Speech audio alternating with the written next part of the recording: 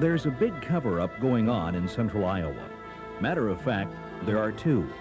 One has to stop, but I predict you'll agree the second must continue. First, literally hundreds of tons of sediment are pouring into Lake Red Rock every year. The lake is at the end of the sediment trail. It collects the mud from eroded areas that hasn't been trapped at the bottom of a hill, in a roadside ditch, in a pond or reservoir, in a smaller lake, or in a stream or river. Mud that has reached Lake Red Rock has been covered up with water as the water level of the lake has been raised. Since Lake Red Rock was built, this cover-up operation has been undertaken not once, but 3 times. I came to this project in 1977, and at that time the lake level was at elevation 725. And I related the story to you that in some of those early years, I went to White Wrist Creek area and could put in a boat, go upstream from there in the lake, and go duck hunting.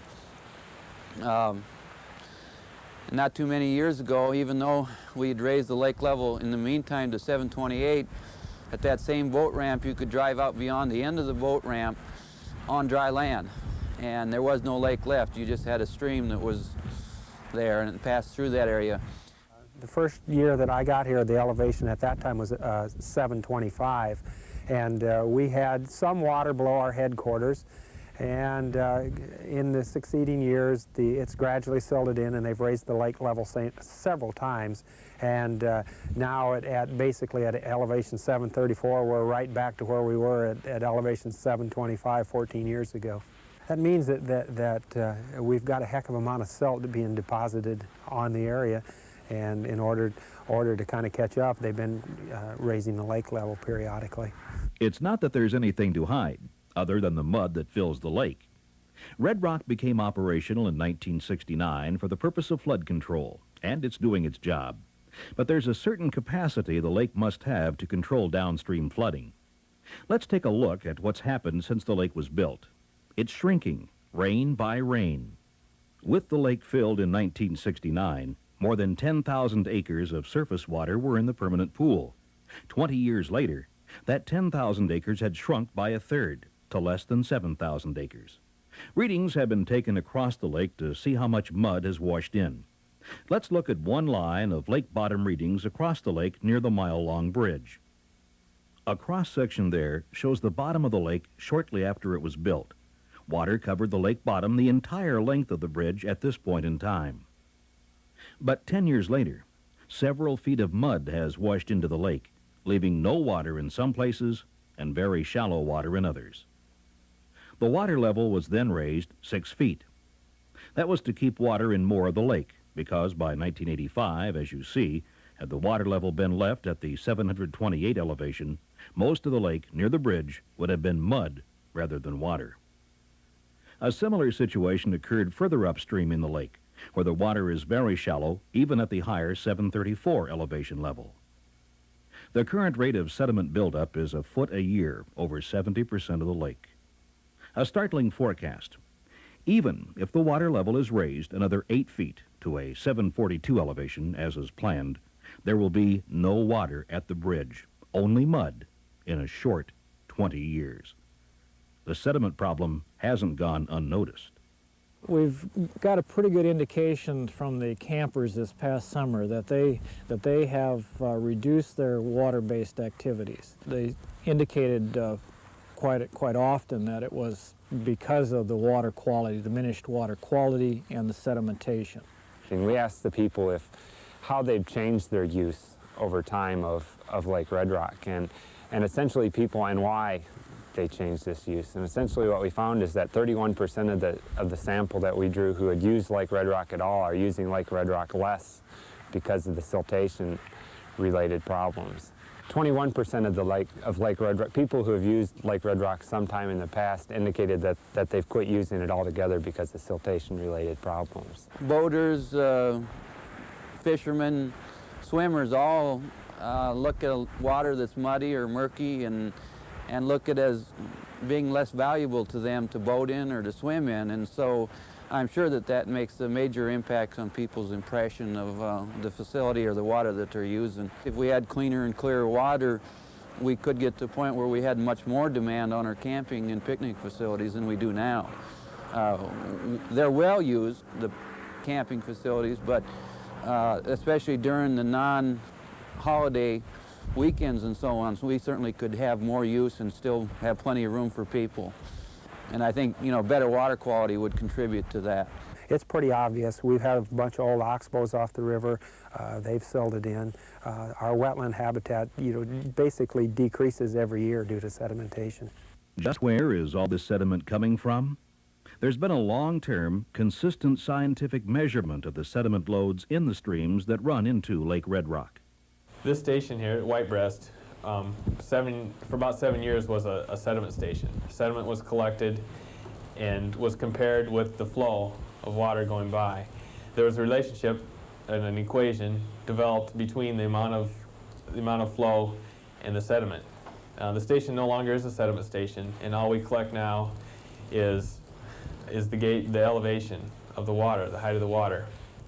We collect that with these instruments. It's continuous all the time, and from the height of the water, we can compute the flow of the water by we make measurements of the flow of the water every 6 weeks, and from that, at a certain height, there's a certain flow of water going by, and with those measurements, we can get a pretty good rating and a good idea of the flow.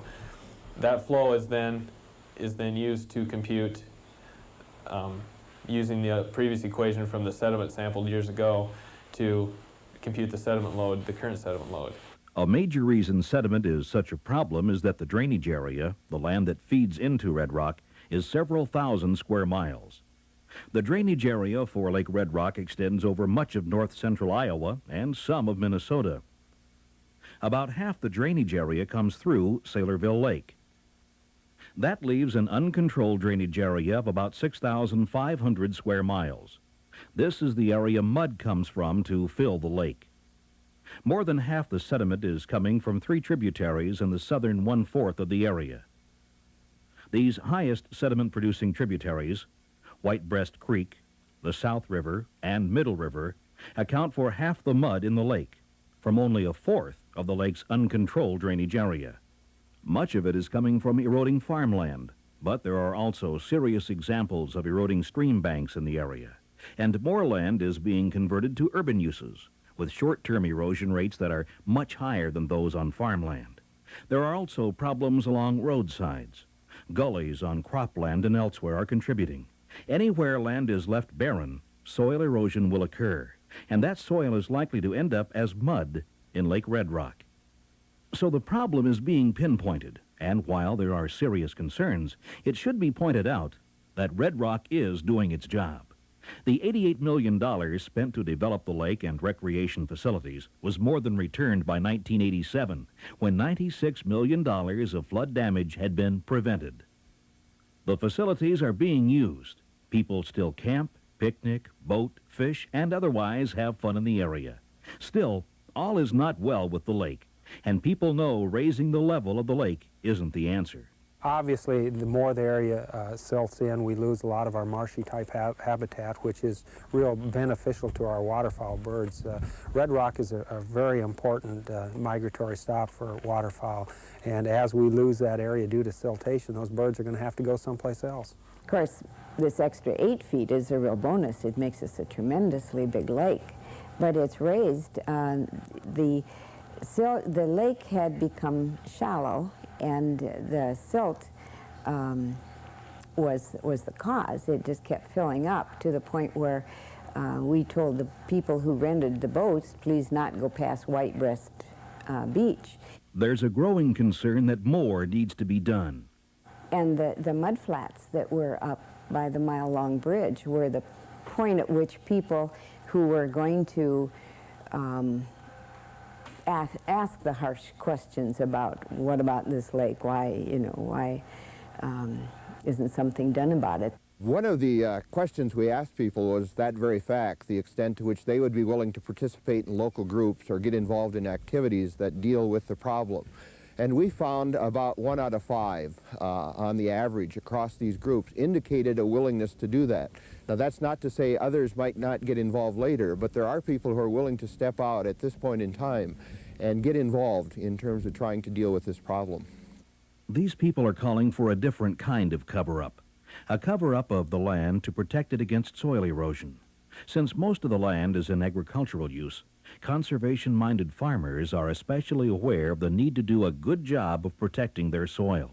On our farms, I feel very comfortable that we're not having soil washed down in the lake.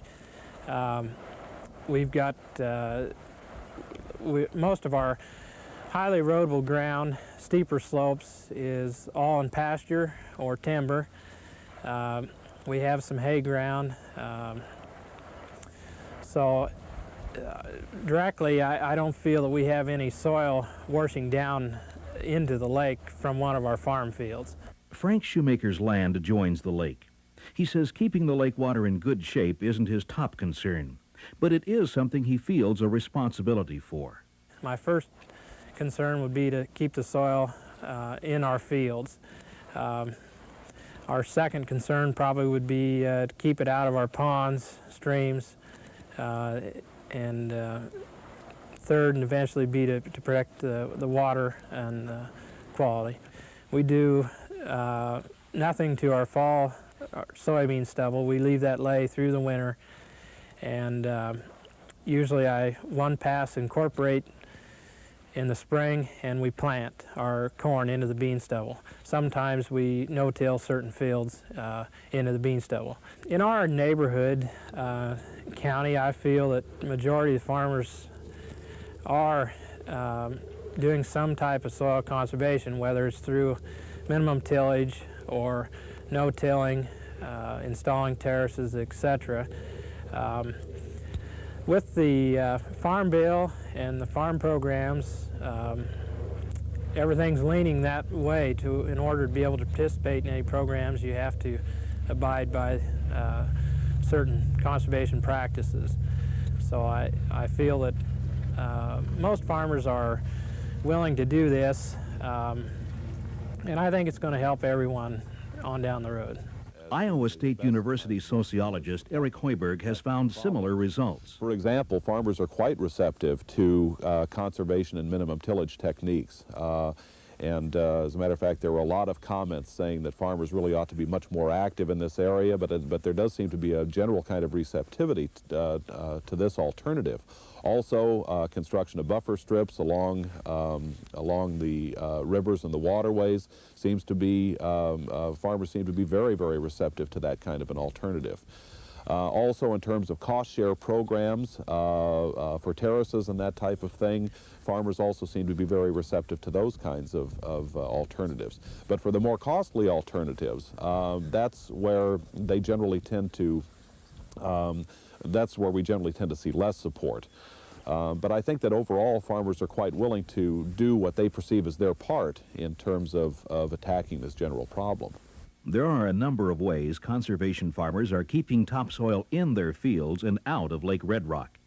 Most of the practices include the principle of covering the land to protect it against the raindrop splash that begins the erosion process. On row crop land, leaving corn stalks and other crop residues on the soil surface is effective. In areas where runoff concentrates, it's a matter of seeding a good grassed waterway. An increasing number of grass or legume field borders are being used in the area too, in place of erosion-prone end rows that are planted up and down hill. Crop rotation is an important practice. Every year a field is in hay, it's well protected. Some farmers choose to increase the conservation value of crop rotation by putting the fields in contour strips. This contour strip cropping very near Lake Red Rock is an example of how to care for the land and improve water quality. Of course, well-managed pastures will prevent erosion and sedimentation too. The same is true for land entered into the Conservation Reserve Program. This USDA program has encouraged area farmers to plant thousands of acres to grass for a 10-year period. Its impact on Lake Red Rock is significant, and at the same time, wildlife have found more cover. Well-managed woodlands are also one of the choices for soil and water improvement. In some cases, it helps if just some of the crop field is in permanent grass. These contour buffer strips help reduce erosion. Any land that's farmed right up to the stream bank is going to produce sediment in water courses. Leaving a band of grass, a grass filter strip, can help slow some of the sediment. Another way to slow runoff is to build barriers on upland fields to intercept runoff. Tile outlet terraces temporarily hold rainwater on hillsides and also trap sediment in the field. Water and sediment control basins work on much the same principle, and small flood prevention dams serve essentially the same purpose in gullied areas. Farming around the hill on a contour actually creates a series of hundreds of barriers that slow water down and allow it to soak into the ground rather than run off. There are many choices for keeping soil in place, but with so much land draining into Lake Red Rock, complete protection is a huge undertaking. Representatives of local boards of supervisors and soil and water conservation districts have organized for increased conservation work. They have formed the Red Rock Resources Council and are working towards better understanding by everyone of the resource problems and potential solutions for the entire area. The council's goals are probably no different than those of anyone else who lives in the area. They want the area's farmers and businesses to prosper. They want the highest quality of life they can help produce. And they want surroundings that make them proud they live and work where they do. They're asking you to join them in trying to reach those goals.